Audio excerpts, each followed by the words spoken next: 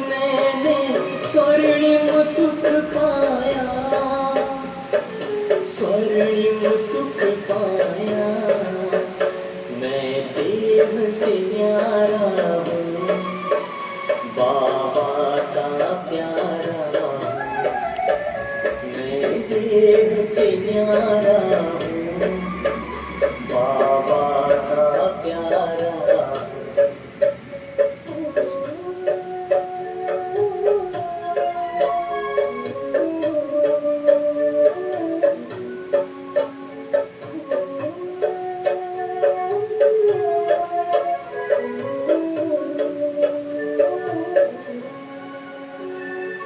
देह की दुनिया में रहकर भूल गया मैं जब खुद को, देह के भान में आकर मैंने खो दिया स्वर्णिम सुख को, खो दिया स्वर्णिम सुख को। मैं देह से न्यारा हूँ, बाबा का प्यारा हूँ। मैं देह से न्यारा हूँ, बाबा का प्यारा हूँ।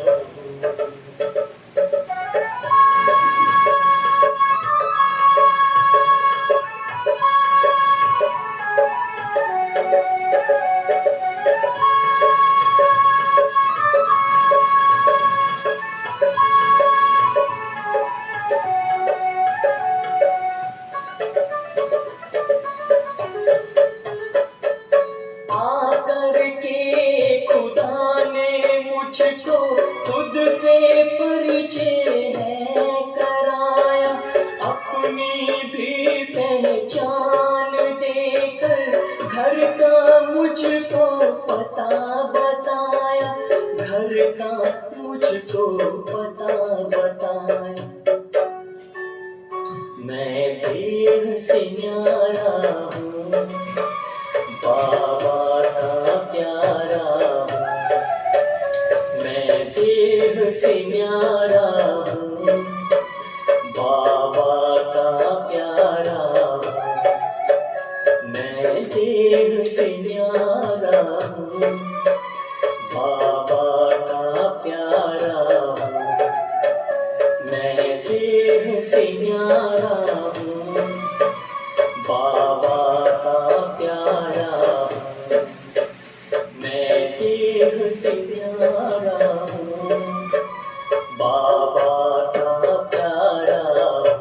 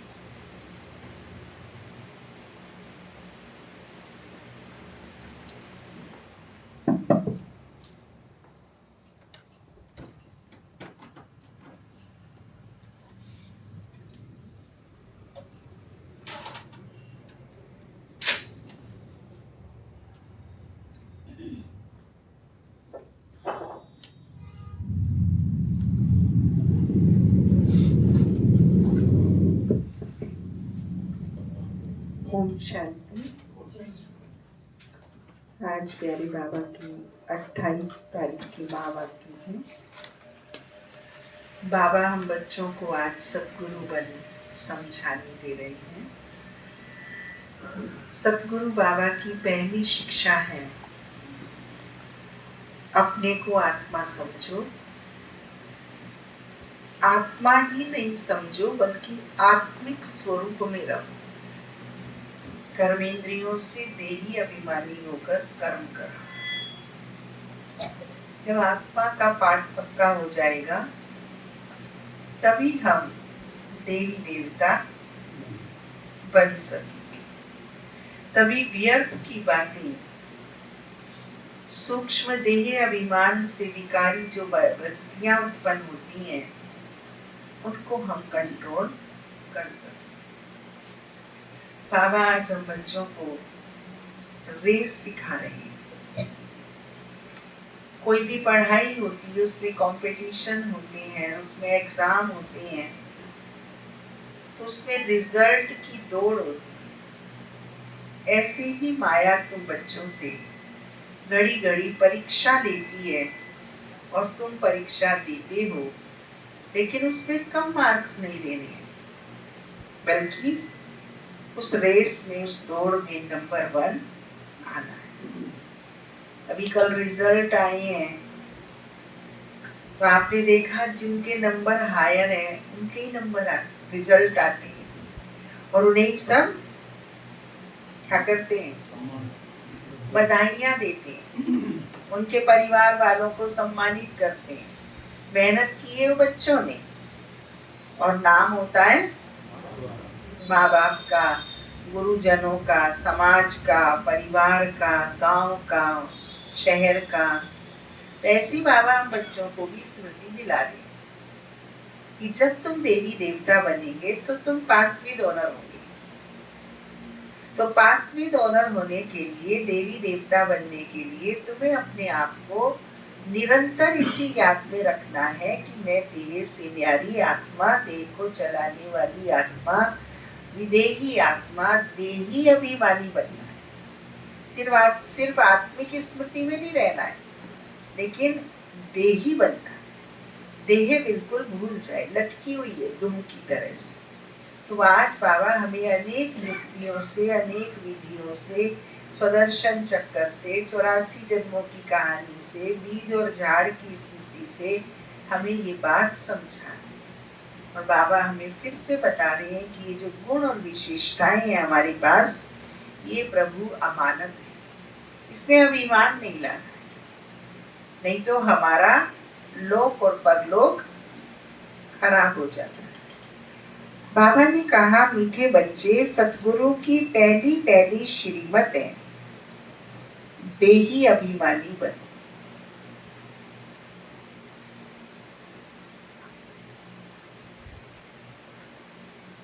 देह अभिमान छोड़ दो।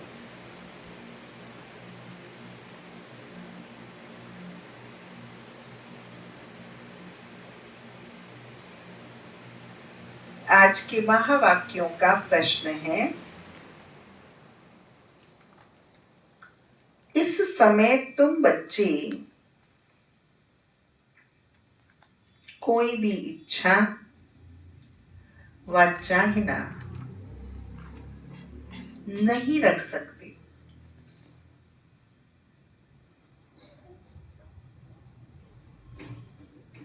क्यों?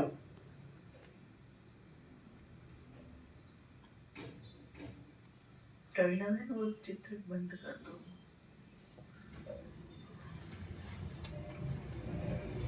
इस समय तुम बच्चे कोई भी इच्छा व चाहना नहीं रख सकते हो। क्यों? प्यारे बाबा ने उत्तर बताया, क्योंकि तुम सब वानप्रस्थी हो।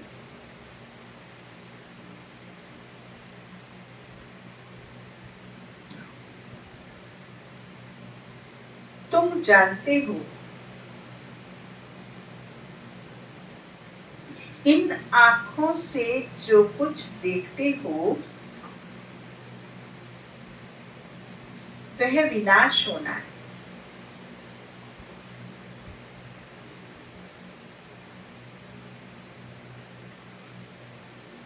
अब तुम्हें कुछ भी नहीं चाहिए।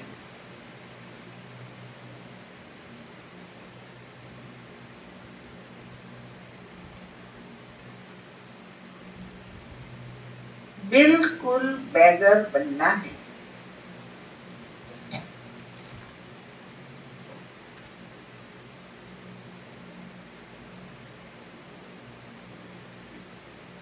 अगर ऐसी कोई ऊंची चीज पहनेंगे तो खींचेगी।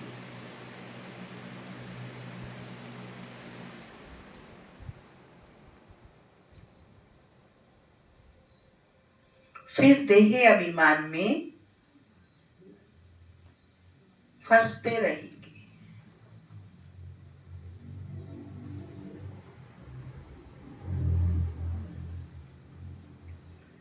इसमें ही मेहनत है।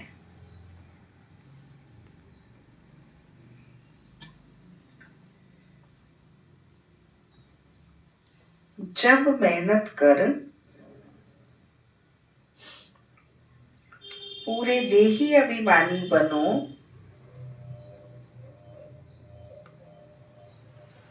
तब विश्व की बादशाही मिलेगी।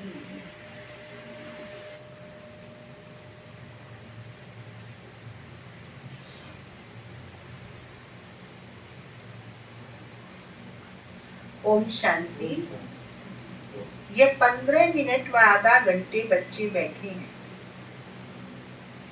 बाबा भी 15 मिनट बिठाते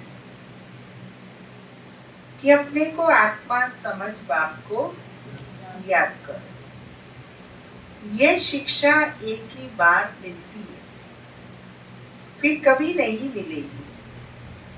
सतयुग में ऐसे नहीं कहेंगे कि आत्म अभिमानी हो बैठो।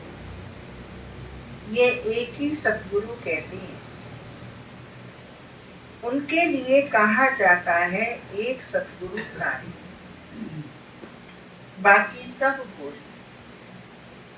यहाँ बाप तुमको देही अभिमानी बनाती है, खुद भी देही है ना।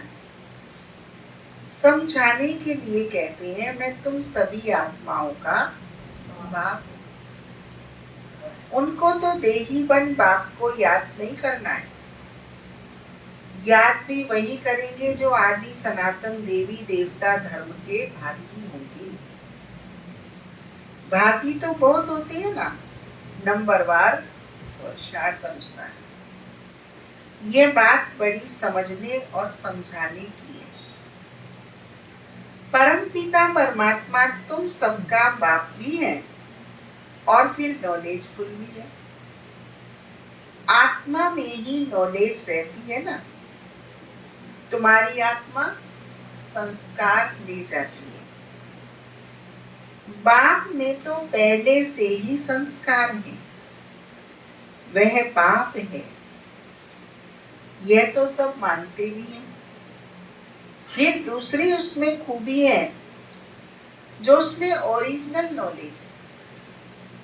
पहली खूबी है कि वो बाप है, दूसरी खूबी है कि उसमें ओरिजिनल नॉलेज है, बीज रूप है। जैसे बाप तुमको बैठ समझाते हैं, तुमको फिर औरों को समझाना है। बाप मनुष्य सृष्टि का बीज रूप है, फिर वे सत्य है, चैतन्य है, नॉलेज फुल है। उनको इस सारे झाड़ की नॉलेज है और कोई को भी इस झाड़ की नॉलेज है नहीं। इनका बीज है बाप, जिसको परम पिता परमात्मा कहा जाता है।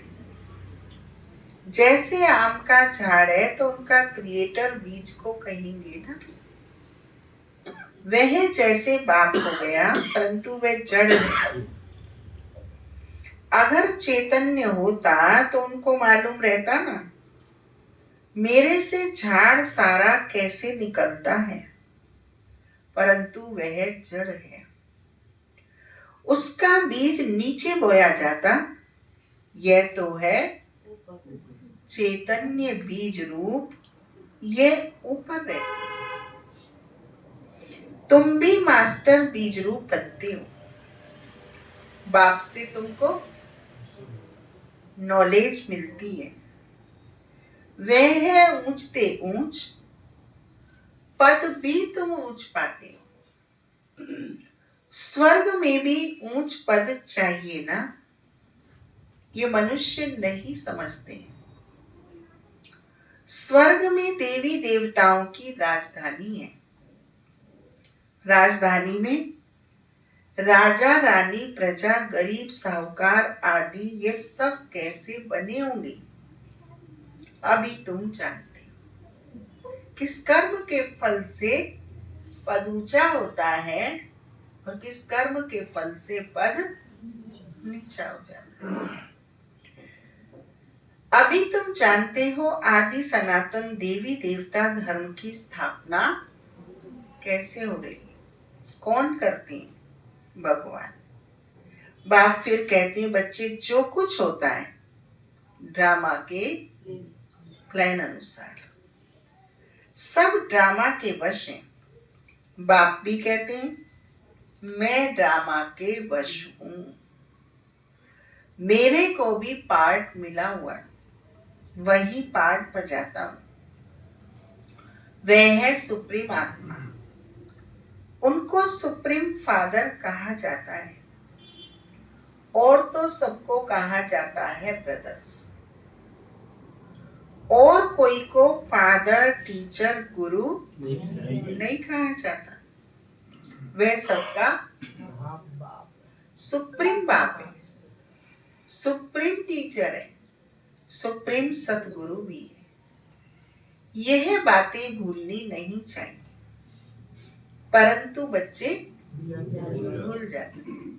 जब अवज्ञा करते हैं, जब श्रीमत में मनमत मिलाते हैं, तो ये बात भूल जाते हैं कि ये बात कही किसने और इसका परिणाम क्या है। ये भूलने के कारण घड़ी घड़ी मनमत के कारण, देह अपमान के कारण भूले होती रहती। वह बातें भूलनी नहीं चाहिए, परंतु बच्चे भूल जाते हैं, क्योंकि नंबरवार पुरुषार्थ अनुसार राजधानी स्थापन हो रही है। हर एक जैसे पुरुषार्थ करते हैं, वह झट स्थूल में भी मालूम पड़ जाता। यह बाप को याद करते हैं वाले, बाप को याद करने वाले का सोच आत्म अभिमानी होगा, उसके बोल निश्चय के होंगे, उसके बोल उमंग उत्साह के होंगे, उसके बोल निराकारी और निर्विकारी और निरहंकारी होंगे, उसकी चलन परमात्मा आज्ञा पर चलने वाली होगी। देही अभिमानी बने हैं व नहीं, बाप को याद करते हैं व नहीं, देही अभिमानी बने हैं व नहीं।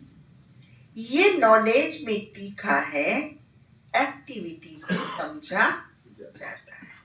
नॉलेज में तीखा माना अपना फायदा करने वाला, घाटा नहीं खाने वाला।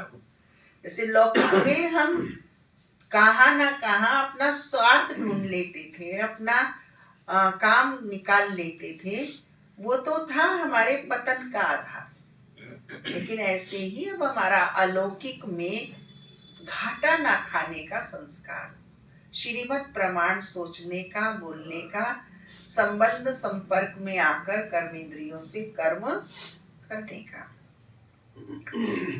यह नॉलेज में तीखा है, एक्टिविटी से समझा जाता है।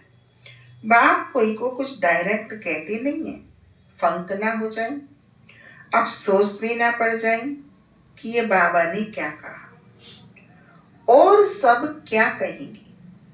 बाप बतला सकते हैं कि फलाने फलाने कैसी सर्विस करते हैं, सारा सर्विस पर मदार है।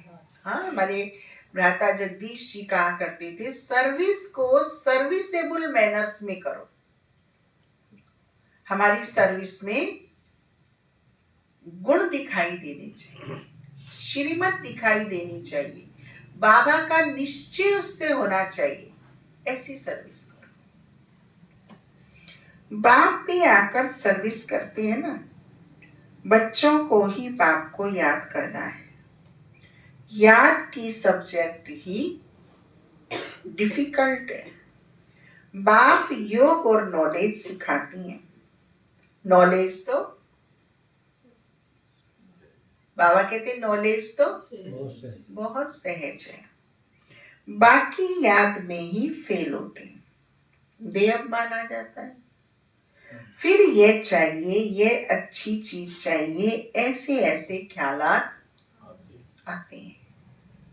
बाप कहते यहाँ तो तुम वानप्रस्थ में हो ना, तुमको तो वानप्रस्थ में जाना है। हाँ, श्री राम को दिखाते हैं ना, माँ सीता को दिखाते हैं ना, जब राजमहल में थे उनके खान पान के, रहन सहन के, पहनावे के क्या ठाट बाट थे, और जब वह वानप्रस्थ में गए तो सारे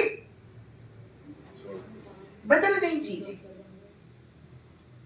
पहले यही 3 काम थे उनके, खान पान, ठाट बाट और पहनना, और वनवास में जाकर ये तीनों कार्य छूट गए। तो क्या ऐसी बेहद की वैराग्य वृत्ति ज्ञान से मेरे अंदर आई है? इतनी सादगी, इतना संयम, इतना अनुशासन, इतना त्याग, इतना वैराग्य स्वयं का स्वयं के प्रति आया है। बाबा ने हमारा खाना पहनना, उठना बैठना, सुविधाएं छुड़वाई नहीं है, लेकिन क्या मेरे अंदर वो वैराग्य है? ये अपने आप को हमें पूछना है, चेक करना है और अपने आप को डिटैच करना है, क्योंकि आखिर तो एक दिन ये सब चीजें छोड़नी ही है। पहले से ही हमारी मनोवृत्ति से छूटी हुई। अगर ऐसी कोई दुनियावी चीज होंगी तो खींचेंगी, शरीर भी खींचेगा, घड़ी घड़ी दे अम्मान में ले आती। इसमें है मेहनत। मेहनत बिगर विश्व की बादशाही थोड़ी मिल सकती है। मेहनत में नंबरवार पुरुषार्थ अनुसार कल्प कल्प करते आई हो, करते रहते हो, रिजल्ट प्रत्यक्ष होती जाएगी। स्कूल में भी नंबरवार ट्रांसफर होते हैं। टीचर समझ जाते हैं फलाने ने अच्छी मेहनत की है, इनको पढ़ने का शौक है, फीलिंग आती है। सिलेबस पर कमांड है, रिसर्च है, विषय पर मास्टरी है, बच्चे से फीलिंग आती है। उसमें तो एक क्लास से ट्रांसफर हो, दूसरे में, फिर तीसरे में आ जाते। यहाँ तो एक ही बार पढ़ना है। जो कमजोर पुरुषार्थी होगा, एग्जाम का डर लगेगा, पसीने आ जाएंगे, कहेंगे माँ साहब की शक्ल ऐसी है, उसे देख के ही भूल जाते। ये रिजल्ट है कम मेहनत करने वाले विद्यार्थी का। जो होमवर्क करने वाला विद्यार्थी होता है वो तो टीचर के संपर्क को खोजता रहता है कि कैसे मुझे पढ़ाने वाले का सानिध्य मिले, कैसे मैं इसके निकट जाऊं, क्या मैं ऐसा करूं जो मुझे ये कुछ और बताए और मैं और सीख सकूं। जो लेबोरियस होते हैं, मेहनती होते हैं, उनके ये लक्षण होते हैं। और जो सिर्फ समय पास करने वाले होते हैं वो क्या कहते हैं, पेपर भारी आया, मास्टर साहब बहुत बेकार है, वे पक्षपात करते हैं, वो टीचर को, पढ़ाई को ही कोसते रहते हैं और सारा समय इसी में निकाल देते हैं। तो वो बात चीज बाबा बता रही हैं, क्लास से ट्रांसफर हो, दूसरे से फिर तीसरे में आ जाते। यहाँ तो एक ही बार पढ़ना है। आगे चल जितना तुम नजदीक आते जाएंगे उतना सब मालूम पड़ता जाएगा। ये बहुत मेहनत करनी है, जरूर उच्च पद पाएंगे, यह तो जानते हैं। आज हमारी दादी जानकी शब्दों की विशेषज्ञ बनी, शब्दों की उनकी विद्वता आई, शब्दों में उनकी वर्ड इज विजडम आई। वो कैसे आई? जानकी दादी ने बाबा से पूछा कि मम्मा, दादी प्रकाशमणि अन्य सभी दादियों से पीछे आई, मैं ऐसा क्या पुरुषार्थ करूं ताकि मैं इनके समान बन जाऊं? तो बाबा ने कहा, बच्ची मुरली को आप 5 बार पढ़ो, बस दादी को ब्रह्म अस्त्र मिल गए। दादी की जीवन कहानी जब हम पढ़ते हैं कि दादी जानकी लेट आकर भी, माता होते हुए भी कन्याओं के पुरुषार्थ को ओवरटेक कैसे कर गए, तो उनकी कहानी में बताते हैं कि दादी रात रात जग कर, बाबा ने तो सिर्फ 5 बार कही थी, लेकिन दादी रात रात जग कर 9 इंच की बेंच के ऊपर खड़ी होकर मुरली को याद करती थी। खड़ी होकर, बेंच के ऊपर खड़ी होकर क्यों याद करती थी? ताकि उसे नींद के प्रभाव से बचे। ये थी मेहनत। हालांकि 18 साल की उम्र थी, सन 38 की बात है, लेकिन सन 38 से लेकर दादी को वो मुरली याद करने की ऐसी आदत पड़ी कि 104 साल की होके उसने देह को त्यागा। 140 देशों में बाबा के ध्वज पताका को उन्होंने फहराया, 140 देशों की संस्कृति को उन्होंने अपने अंदर समावेश किया और ब्राह्मण संस्कृति को वहां स्थापित किया। लेकिन दादी की वो मुरली के अध्ययन और मनन और चिंतन की प्रैक्टिस छूटी है, जिसका परिणाम ये था कि उनको खाना, नहाना, सोना, किसने क्या किया, कब किया, ये सब चीजों से वो मुक्त रहती थी, जिनमें आज हम देखते हैं कि हमारी बुद्धि परहेज करते हुए भी, लक्ष्य लेते हुए भी, संकल्प करते हुए भी, प्रतिज्ञा करते हुए भी घड़ी घड़ी चली जाती, और वो बोल देते हैं जो श्रीमत प्रमाण नहीं है, वो कर्म कर लेते हैं जो श्रीमत प्रमाण नहीं है, वो बवंडर खड़ा कर लेते हैं बिना वजह, जिसकी कोई जरूरत नहीं है। एक सेंटेंस से काम, एक शब्द से ही काम चल सकता है, उसमें हम रामायण बना लेते हैं और जीवन को हल्का देही अभिमानी बनाने के बजाय हम ब्राह्मण देह भान में आ जाते हैं। तो बात बाबा हम बच्चों को समझा रहे हैं। यह तो जानते हैं कोई राजा रानी बनते हैं, कोई क्या बनते हैं, कोई क्या बनते हैं, प्रजा भी तो बहुत बनती है, सारा एक्टिविटी से मालूम पड़ता है। ये देह अभिमान में कितना रहती है, इनका कितना लव है बाप से। बाप के साथ ही लव चाहिए ना, भाई भाई का नहीं, भाइयों के लव से कुछ मिलता नहीं, वर्षा सबको एक बाप से मिलना है। बाप कहते हैं बच्चे अपने को आत्मा समझ, मुझे याद करो तो तुम्हारे पाप कट जाए। मूल बात ये, याद से ताकत आएगी, दिन प्रतिदिन बैटरी बढ़ती जाएगी, क्योंकि ज्ञान की धारणा होती जाती है ना, तीर लगता जाता है। दिन प्रतिदिन तुम्हारी उन्नति नंबरवार पुरुषार्थ अनुसार होती रहती। ये एक ही बाप टीचर सतगुरु है जो देही अभिमानी बनने की शिक्षा देती है, और कोई दे ना सके। और तो सब है देह अभिमानी। आत्म अभिमानी की नॉलेज कोई को मिलती ही नहीं।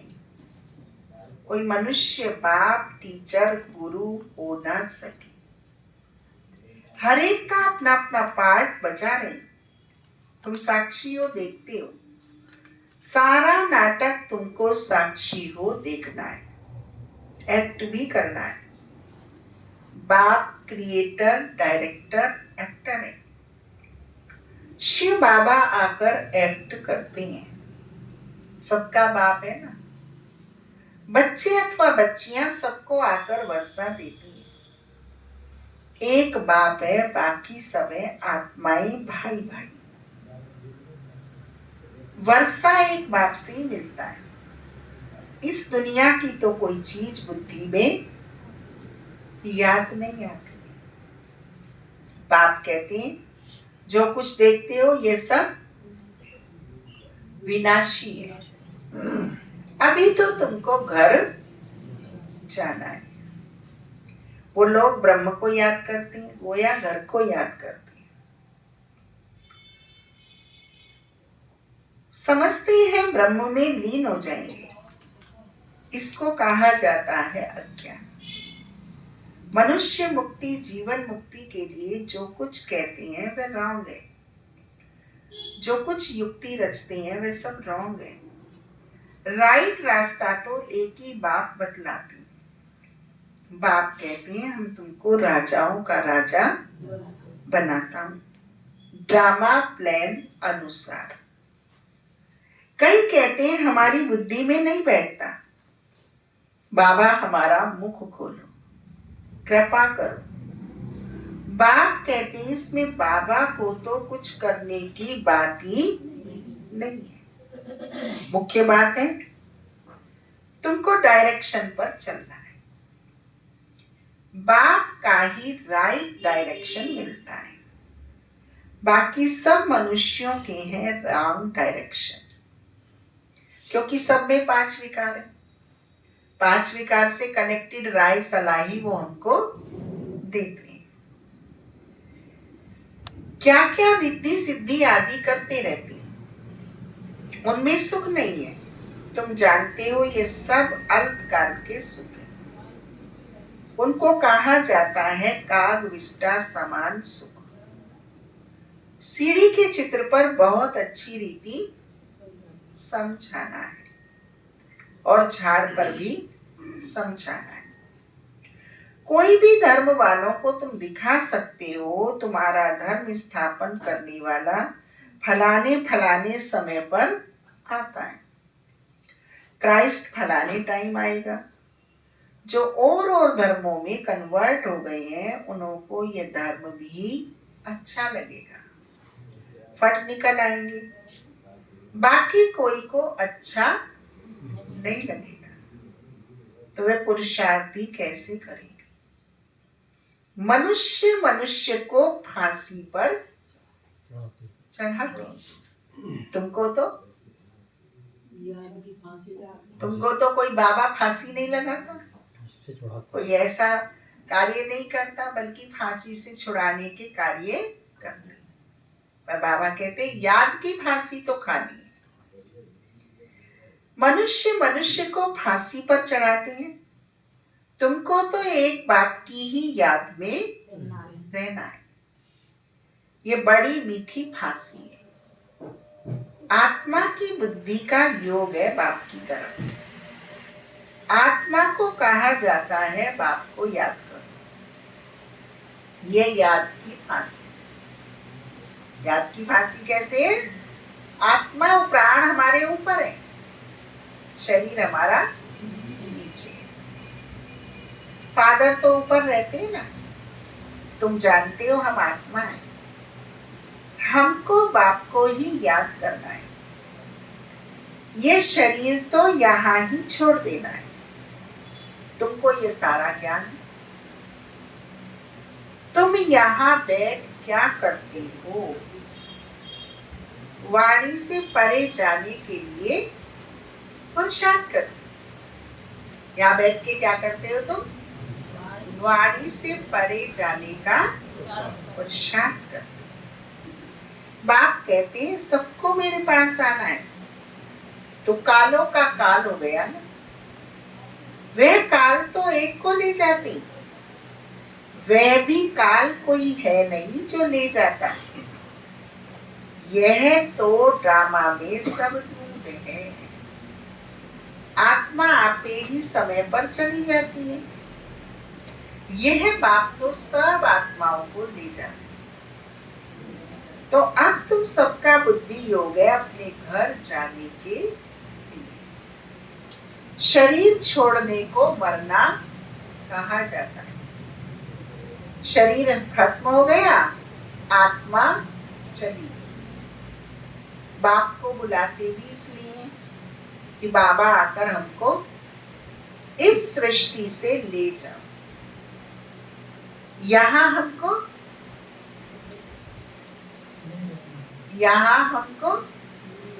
रहना नहीं, ये सृष्टि रहने के लायक नहीं। ड्रामा के प्लान अनुसार अब वापस जाना है। कहते हैं बाबा यहाँ अपार दुख, अब यहाँ रहना नहीं। ये बहुत छीछी दुनिया है, मरना भी जरूरी। सब की वानप्रस्थ अवस्था है। छोटा बच्चा जन्म लेता है तो हम सोचते हैं ये छोटा है, लेकिन आत्मा उसकी भी हमसे ज्यादा बड़ी है। हम उससे 50 साल नहीं है, वो हमसे 50 साल और पुरानी आत्मा है। आज आप देखो छोटे बच्चे कैसी समझदारी की बातें करते हैं। कल प्रवीणा बहन सुना रही थी कि ट्रेन में 1.5 साल की बच्ची अपने बाप को कहती है, पापा चश्मा लगा के मत सो। ट्रेन में कूड़ा नहीं फैलाते हैं, बोलने के में स्पष्ट बिल्कुल, और वो ऐसे बुजुर्गों की तरह उनको समझानी दे रही अपने माँ बाप को। अर्थात वो आत्मा का ज्ञान, ये शरीर नहीं आत्मा है, पूर्व जन्म के संस्कार उसके अंदर। अब 1.5 साल के बच्चे को तो माता पिता सिखाते हैं, वो 1.5 साल की बच्ची अपने माता पिता को समझा रही है, सिखा रही है। ये क्या है? आत्मा की वानप्रस्थ अवस्था। तुमको कोई काल नहीं खाएगा, तुम खुशी से जाते हो। शास्त्र आदि जो भी है वे सब भक्ति मांगते हैं, ये फिर भी होंगे। ड्रामा की ये बड़ी वंडरफुल बात। ये टेप, ये घड़ी, जो कुछ इस समय देखते हो वह सब फिर होगा। इसमें मूझने की कोई बात नहीं। वर्ल्ड की हिस्ट्री ज्योग्राफी रिपीट का अर्थ ही है हूबहू रिपीट। अभी तुम जानते हो हम फिर से देवी देवता बन रहे, वही फिर बनेंगे, इसमें जरा भी फर्क नहीं पड़ सकता। ये सब समझने की बात। कल हम हुसैन बहन का अनुभव सुन रहे थे। हुसैन बहन मुस्लिम धर्म से, कैसे उसको बाबा ने शक्ति दी, पहचान दी, अपना बनाया, और अपना ही नहीं बनाया, समर्पित टीचर बना दिया। और समर्पित टीचर भी ऐसी जगह का बना दिया जहाँ इंटरनेशनल सर्विस है। और आज 13 साल की छोटी सी अवधि में, 11 साल की छोटी सी अवधि में उसने इतना मुकाम पा लिया जो पिछले 50 साल वालों का भी नहीं था। ये है बाबा की कमाल। धर्म, मजहब, आयु, खान पान, रहन सहन, शिक्षा, भगवान के लिए कोई चीज मायने नहीं रखती है। भगवान के लिए मायने रखती है उसकी आज्ञाकारिता, उसकी शुचिता। उस दूसरे धर्म की आत्मा को भी देवी देवता धर्म की स्मृति आ गई, और स्मृति आकर कैसे उसने बाल्यकाल से और किशोर काल तक युवावस्था आते आते अपने आप को समर्पित टीचर बनाई। सुनना बहुत मार्मिक अनुभव है। ये तो अनुभव हर एक का ही बहुत मार्मिक होता है, लेकिन धर्म दूसरे धर्म और पद्धति में होने के कारण उसको बाबा ने कैसे अपना बनाया और उसने बाबा को कैसी श्रीमत को पालन किया, हमारे लिए तो कोई मेहनत ही नहीं है, हम तो है ही उसके।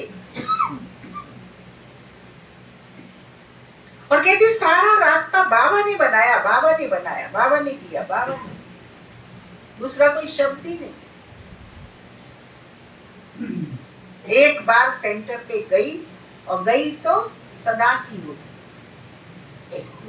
लेकिन जाने से लेकर और सदा की होने तक लेकर किस प्रकार से उसने अपनी श्रीमत की पालनाओं को किया और कैसे उसने अपने निजी जीवन को आज उदाहरण रूप बनाया हुआ है। आप देखिए, हायर एजुकेशन बंबई जैसी नगरी में एजुकेशन MBA किया उस बहन ने, लेकिन बंबई का वातावरण उसको प्रभावित नहीं कर सका भगवान के प्रभाव के कारण। हमारे पास तो बचा ही क्या है जो हम देंगे, कुर्बानी तो इन लोगों की है।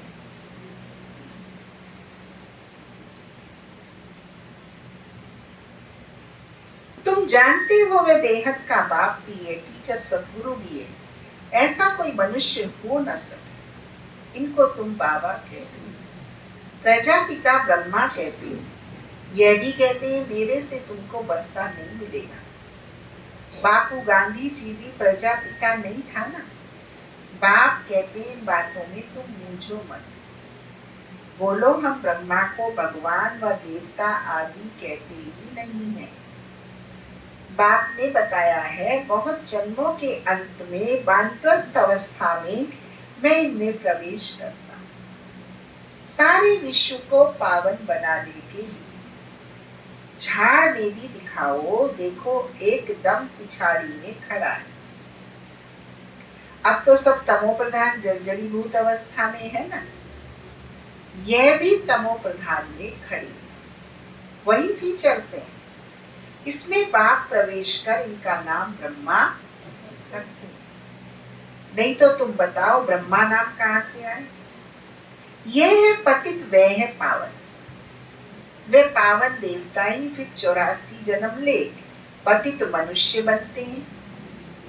यह मनुष्य से देवता बनने वाला है। मनुष्य को देवता बनाना ये बाप का ही काम, और कोई की ताकत नहीं है जो मनुष्य को देवता बना सके। ये सब बड़ी वंडरफुल समझने की बातें। ये वे बनते हैं सेकंड, फिर वे 84 जन्म ले यह बनते हैं। इनमें बाप प्रवेश कर बैठ पढ़ाते, तुम भी पढ़ते हो, इनका भी घराना है ना। लक्ष्मी नारायण राधे कृष्ण के मंदिर भी हैं, परंतु यह किसको भी पता नहीं। राधे कृष्ण पहले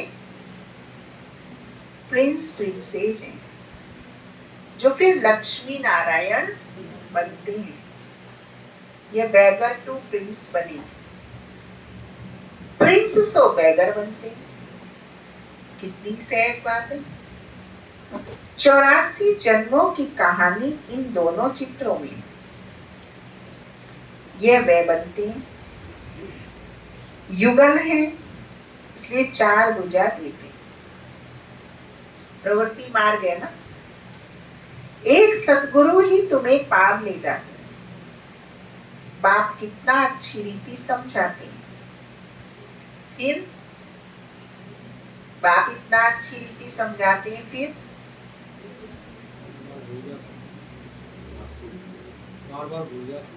महेश भाई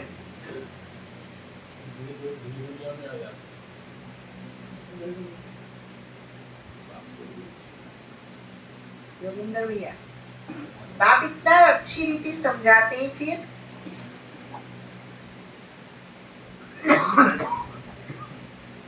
सुभाष भाई, मान सिंह भाई, श्याम भाई,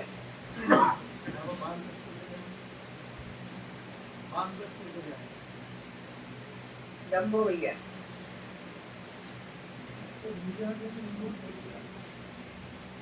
रमेश भाई, ओमवती बहन, भूल क्यों जाते हैं? भूले नहीं, उसका उपाय क्या है? नहीं, देवभान में आ जाते इसलिए भूल जाते, पर भूले नहीं, उसका उपाय क्या है?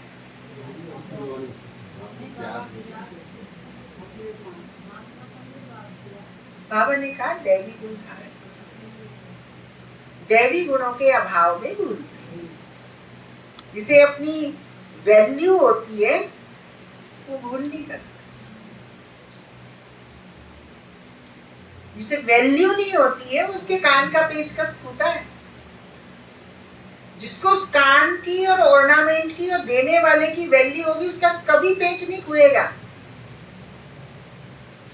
ये डिवाइन वैल्यूज हैं हमारे ऑर्नामेंट।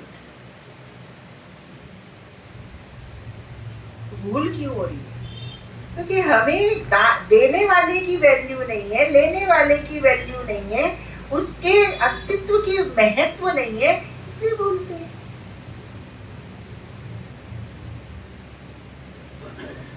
तो बाबा हम बच्चों को बता रहे हैं, बाप कितना अच्छी रीति समझाते हैं।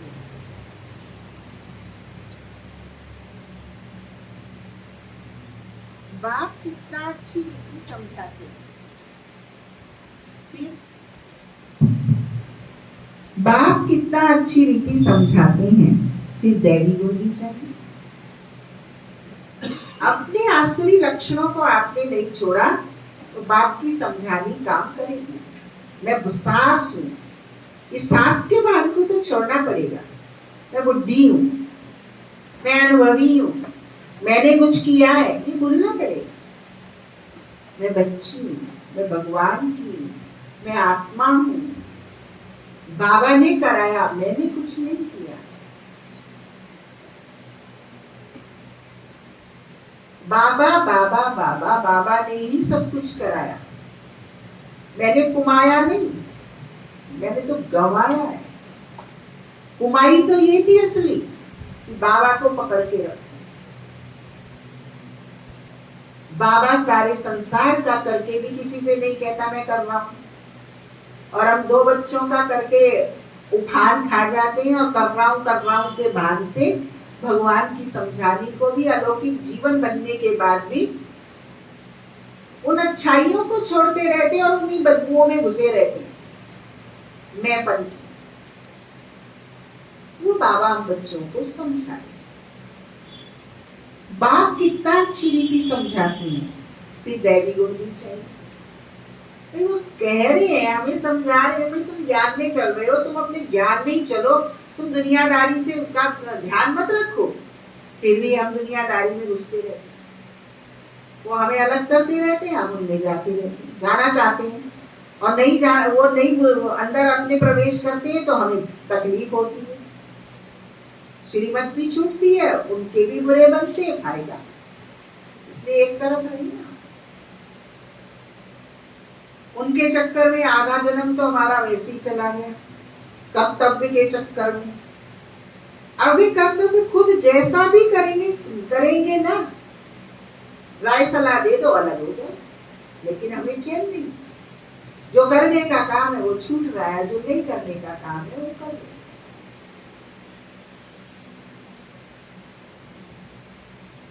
बाप कितना अच्छी रीति समझाते हैं, फिर दैवी गुण भी चाहिए। स्त्री के लिए पति से पूछो व स्त्री से पति के लिए पूछो तो झट बताएगी, इनमें ये कहानियां हैं। इस बात में ये तंग करते हैं, या तो कहेंगे हम दोनों ठीक चलते हैं। कोई किसको तंग नहीं करते, दोनों एक दो के मददगार साथी होकर चलते हैं। कोई एक दो को गिराने की कोशिश करते हैं। बाप कहते हैं इसमें स्वभाव को अच्छी रीति बदलना पड़ेगा, और स्वभाव को अच्छी रीति बदलने में भी माताओं बहनों की भूमिका भाइयों से ज्यादा होती है। अलबेलापन, लीकेज माताएं कंट्रोल करती हैं भाइयों को, भाई तो उनके पीछे चलते। कल हम डॉक्टर सतीश गुप्ता जी को बात कर रहे थे तो यही कह रही थी कि बाला ने मुझे बहुत सिखाया, बाला से मैंने बहुत सीखा है, बाबा ने मुझे अपने ज्ञान मार्ग में बहुत आगे बढ़ाया है, बहुत सूक्ष्म उसकी धारणाएं हैं। कितनी महिमा कर रहे थे वो। मैंने कि गुप्ता जी हमें मालूम है बाला बहन की खूबियों का, लेकिन हम ये देख रहे हैं आपके अनुभव और शब्दों को सुनकर कि बाबा ने जो माताओं बहनों को आगे रखा है उस धारणा को आप कितनी अच्छी रीति पालना करते, क्योंकि हमारी नजरों से हजारों लाखों पुरुषार्थी भाई बहन निकलते गुजरते हैं, तो पता चलता, बताने की आवश्यकता नहीं पड़ती।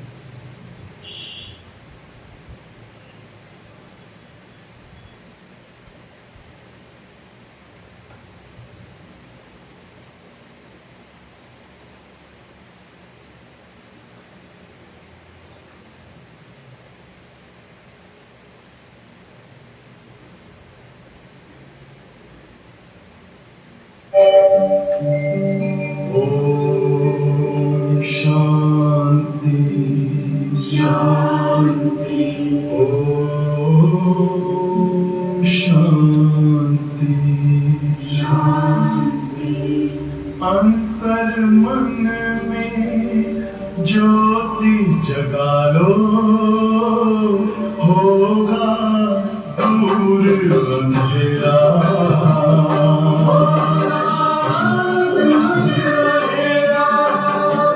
शिव का कर लो ध्यान, आ रहा पावन पुण्य सवेरा।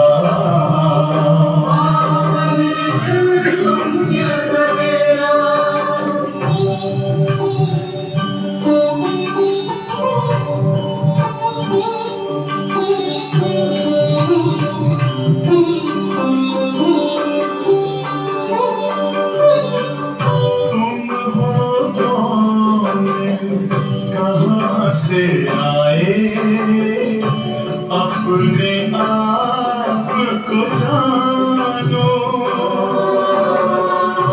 राजयोग के द्वारा अपना परम पिता पहचानो।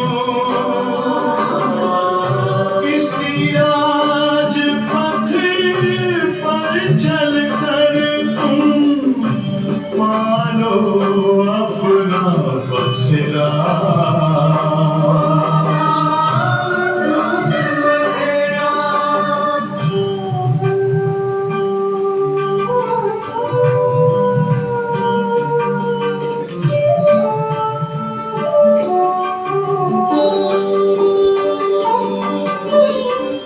तुम हो आत्मा तन से न्यारे, परमात्मा को प्यारे। दिव्य गुणों को धारण करके योगी बनो दुलारे। ज्योति बिंदु ही तोड़ेगा ये माया मोह का घेरा।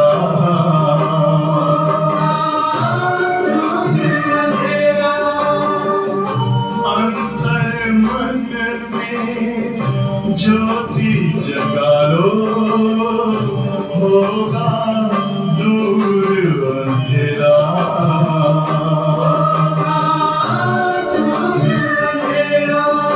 ओम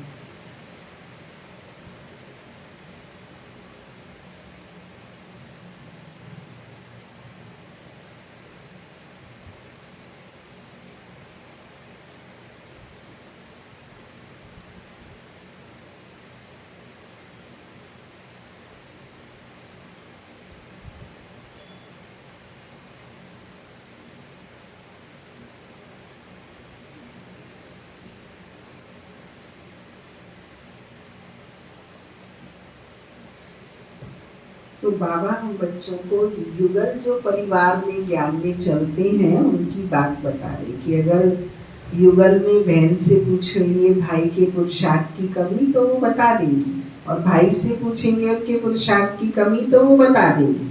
लेकिन बाबा कहते हैं कमियों को बताने से काम नहीं चलेगा, बल्कि एक दो की गुण विशेषताओं को आगे बढ़ाकर दौड़ने से काम चलेगा। इस बात में ये तंग करते हैं, स्त्री के लिए पति से पूछो व स्त्री से पति के लिए पूछो तो झट बताएगी, इनमें ये खामियां हैं। इस बात में ये तंग करते हैं, या तो कहेंगे हम दोनों ठीक चलते हैं, कोई किसको तंग नहीं करते, दोनों एक दो के मददगार साथी होकर चलते हैं, कोई एक दो को गिराने की कोशिश करते हैं। बाप कहते हैं इसमें स्वभाव को अच्छी रीति बदलना पड़ता है। वह सब है आसुरी स्वभाव, देवताओं का होता ही है दैवी स्वभाव। यह सब तुम जानते हो। असुरों देवताओं की युद्ध लगी नहीं है। पुरानी दुनिया और नई दुनिया के आपस में मिल कैसे सकते हैं। बाप कहते हैं पास्ट बातें जो होकर गई हैं उनको बैठ लिखा है। बाप कहते हैं पास्ट बातें जो होकर गई हैं उनको बैठ लिखा है, उनको कहानियां कही। जो पास्ट हो गया उसको लिखना, लिपिबद्ध करना, सुनाना, उसको क्या कहेंगे? कहानी। जैसे घर में बुजुर्ग होते हैं ना तो वो क्या कहते हैं, जो नई जनरेशन को सबसे बुरा लगता है, हमारे जमाने में ये होता था, हम ऐसे करते थे।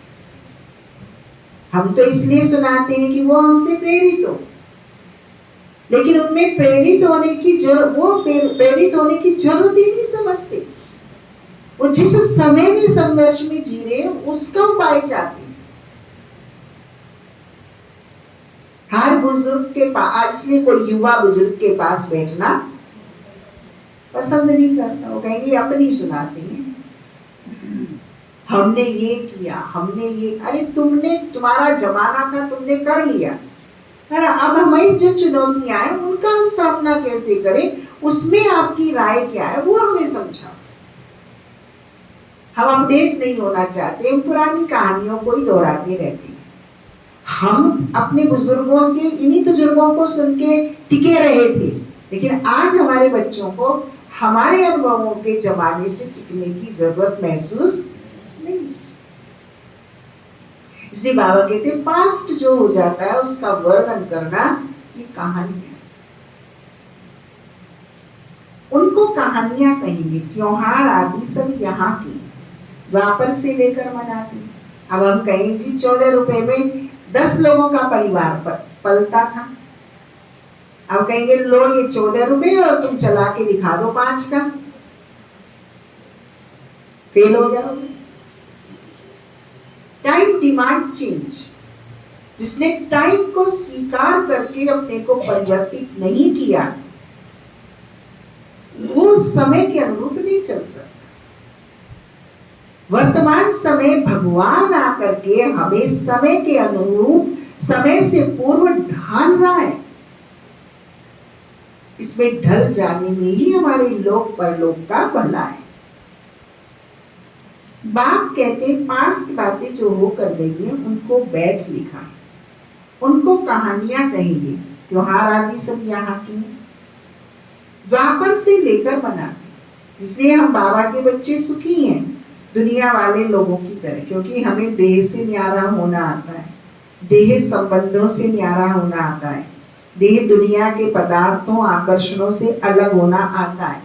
ये हमारे बाबा ने हमें सिस्टम सिखाया। इसलिए हम दुनिया के लोगों से आज भी सुखी हैं। और दुनिया के लोगों को ये कायदे, तरीके, विधि नहीं मालूम तो वो घुल घुल के उसमें नष्ट हुए। ये बाबा का हमारे ऊपर रहम है, दया है, कृपा है, आशीर्वाद है। त्योहार आदि सब यहाँ के हैं, द्वापर से लेकर मनाते हैं। सतयुग में नहीं मनाए जाते त्योहार। वहां तो रोज दीपावली दिखाया ना, स्वर्ग का दृश्य कि रोज सायंकाल दीप जलाने वाले आते हैं और उन दीपकों में ऐसी धातु होती है जिसके रिफ्लेक्शन से सारे महल जगमगा जाते। हम लोगों को भी सबको याद है कि आज से 100 साल पहले दीपक जलने के बाद कोई कार्य व्यवस्था नहीं चला करती थी, विश्राम ही होता था, भजन या विश्राम, 2 काम होते थे। और एक सिद्धांत था, मर्द मानस घर दिए जले, मर्द मानस घर भले, अंधेरे में कहीं जाना नहीं चाहिए। दिए जलने से पहले, सूर्यास्त से पहले, सूर्यास्त के साथ सारी कार्य व्यवस्था बंद हो जाती है। रात में काम करने का कोई सिस्टम नहीं था और ब्रह्म मुहूर्त में सब लोग जग जाते थे। प्रकृति के साथ मनुष्य की प्रकृति का समन्वय था। सतयुग में ये त्योहार आदि नहीं मनाए जाते, ये सब बुद्धि से समझने की बातें। देहाभिमान के कारण बच्चे बहुत पॉइंट्स भूल जाते हैं। नॉलेज तो सहज है, 7 रोज में सारी नॉलेज धारण हो सकती है। पहले अटेंशन चाहिए किस बात का? याद की याद। ज्ञान मार्ग में चलने के बाद 2 चीजें ही महत्वपूर्ण होती हैं, एक है याद, दूसरा है धारणा। अगर ज्ञान में चलकर मुझे भगवान का उपयोगी हाथ बनना है तो 2 चीजें बड़ी मजबूती से पकड़नी चाहिए, याद की रुचि, याद का अभ्यास, याद की सघन साधना, याद की निरंतरता और गुणों की धारणा। यही मेरी बपोती। और ये 2 चीज जिसके पास है उनसे बाबा सेवा ना कराए ये हो नहीं सकता। बाबा अपना इंस्ट्रूमेंट समझकर उसको यूज कर लेता। नॉलेज तो सहज है, 7 रोज में सारी नॉलेज धारण हो सकती है। पहले अटेंशन चाहिए याद की यात्रा। अच्छा, मीठे मीठे सिके लगे बच्चों प्रति माता पिता बाप दादा का याद प्यार और गुड मॉर्निंग। रूहानी बाप की रूहानी बच्चों को नमस्ते। हम रूहानी बच्चों की रूहानी माता पिता बाप दादा को नमस्ते नमस्ते नमस्ते। धारणा के लिए मुख्य सार, पहला पॉइंट, इस बेहद नाटक में एक्ट करते हुए सारे नाटक को साक्षी होकर देखना है।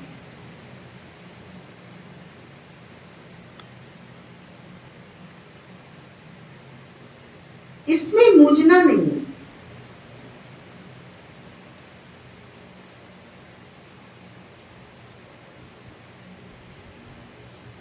इस दुनिया की कोई भी चीज देखते हुए बुद्धि में याद ना आए।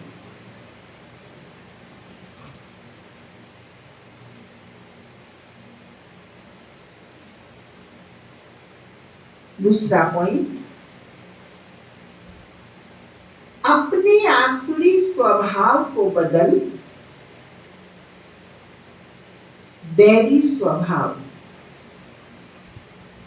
धारण करना।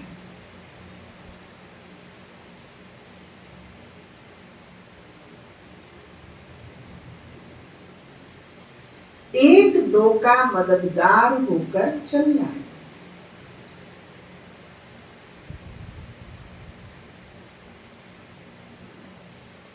किसी को तंग नहीं करना है। हमारे पुरुषार्थ में जो बातें उन्नति को रोकती हैं वहां से अपने को बचा लेना है। और किसी आत्मा के पुरुषार्थ में मुझे व्यवधान नहीं बनता। आज सतगुरु बाबा ने हम बच्चों को वरदान दिया।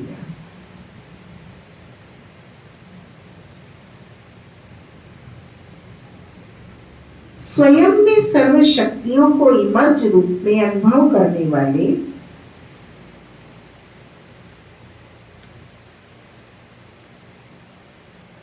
सर्व सिद्धि स्वरूप भव। स्वयं ने सर्व शक्तियों को इमर्ज रूप में अनुभव करने वाले सर्व सिद्धि स्वरूप भव।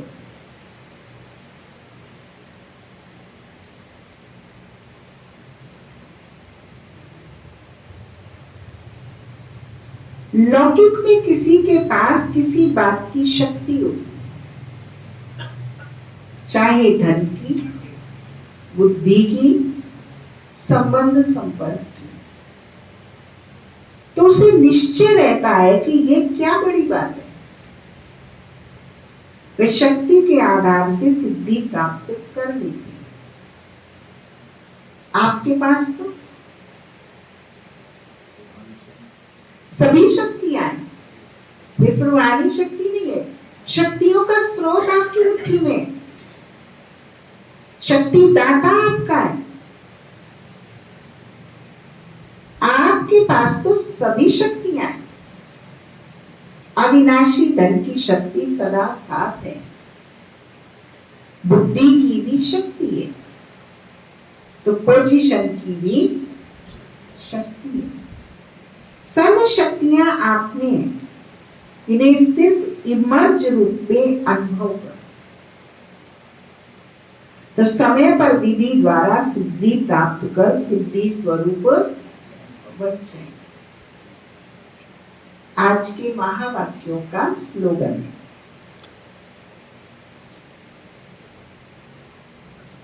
मन को प्रभु की अमानत समझकर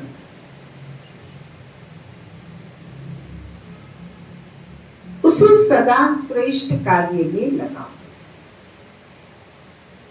मन आपका नहीं है, मन प्रभु की अमानत है आपके पास।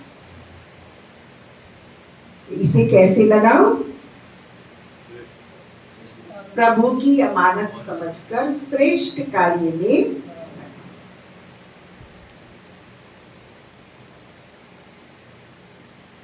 लगाओ। ओम शांति।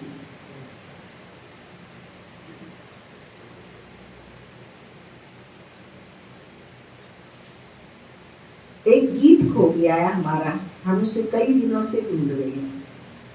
कोई ढूंढ सके तो बताना। हाँ, मिले सिद्धियां शक्तियां खजाने, फिर भी तेरा प्यार भुला ना पाए। अब इसकी ये लाइन तो मुझे याद आ रही है, मैं पावन बहन से 8 दिन से ढूंढवा रही हूँ।